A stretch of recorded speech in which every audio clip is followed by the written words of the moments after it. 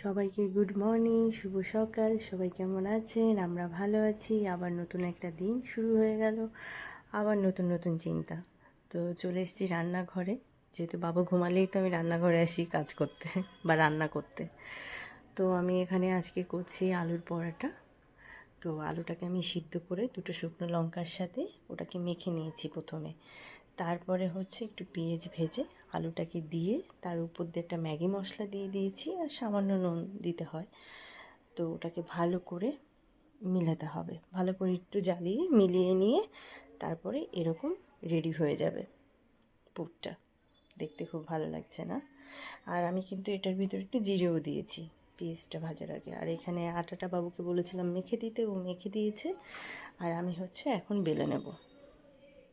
এইভাবে আমি যতটা মানে মানে আটা দিই ততটাই পুর দিই, মানে যাই হোক আপনারা বুঝে নেবেন ওটা।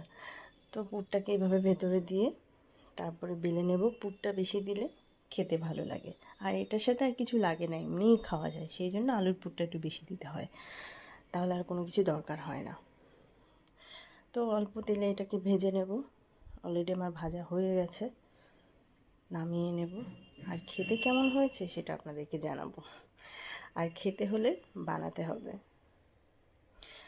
খুব সফট নরম হয়েছে খেতে,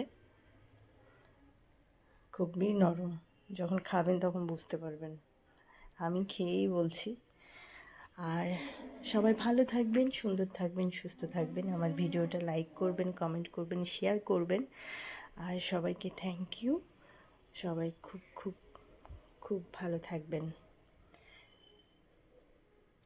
সবাইকে টাটা।